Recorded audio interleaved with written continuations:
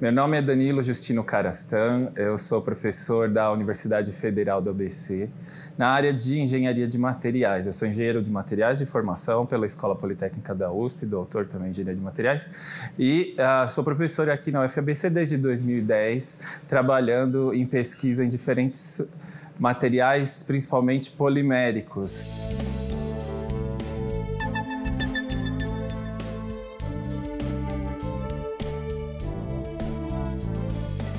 Trabalho com todo tipo de materiais plásticos, borrachas, resinas, e a gente tem uma linha de pesquisa bastante focada na área de materiais nanocompósitos. O que são materiais compósitos? São quando a gente mistura materiais de tipos diferentes, por exemplo, uma matriz de um plástico e uma fibra, algum reforço para melhorar as propriedades do material. E nanocompósitos são materiais que têm essa outra fase de reforço numa escala bem pequena, nanométrica. Então, a gente utiliza esses materiais para desenvolver diferentes funcionalidades nos materiais poliméricos para melhorar, por exemplo, plásticos, borrachas, focando diferentes aplicações. A gente tem uma série de projetos em desenvolvimento, em colaboração inclusive com a indústria, então a gente tem uma pesquisa bastante aplicada e a gente tem desenvolvido estudos para aplicações, por exemplo, na área automotiva, aeronáutica, de saúde. E então, algumas áreas que a gente trabalha, para falar um pouco de alguns projetos que a gente tem feito, a gente desenvolve muito foco em, por exemplo, acrescentar propriedades elétricas, como condutividade elétrica em plástico. Todo mundo sabe que plástico é um isolante elétrico, mas é interessante conseguir conferir condutividade elétrica. Então, a gente usa materiais de carbono, como nanotubos de carbono ou grafeno, para introduzir em materiais plásticos e gerar condutividade elétrica. Nessa linha, a gente tem pesquisas, por exemplo, para aplicações aeronáuticas, como proteção contra a queda de raio em aviões feitos de materiais compósitos em vez do alumínio, que já é condutor. Então, é uma parceria que a gente tem ao longo já um bom tempo, por exemplo, com a Suécia.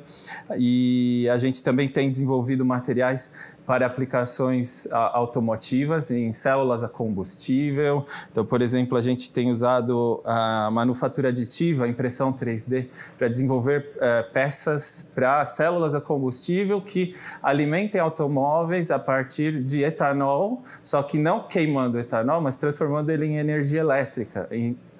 Graças ao uso de materiais à base de plástico, que são mais leves do que peças metálicas, só que tem essa condutividade elétrica, a gente consegue gerar essas funcionalidades e daqui a um tempo implementar para se tornar realmente um produto na indústria automotiva. A gente tem aplicações também, por exemplo, na parte de materiais borrachosos, elastoméricos, né, que a gente chama. Então, por exemplo, materiais especiais que têm uma deformação muito grande, que a gente também faz com que, aplicando um campo elétrico, eles se mexam, expandam, contraiam, e com isso você pode gerar um material que serve como a gente chama de músculo artificial, que pode ser usado, por exemplo, para robótica flexível, e também desenvolver materiais, por exemplo, borrachas especiais para aplicações em pneus, em automóveis. A gente também tem desenvolvido materiais especiais para implantes, né, a partir de funcionalidades que deixam o material mais assim, mais biocompatível, né? Que a gente consiga implantar e o corpo aceite melhor o implante, por exemplo, ósseo, a partir de partes de plásticos que são fabricadas por impressão 3D também. Então, a gente tem uma série de pesquisas nessa linha,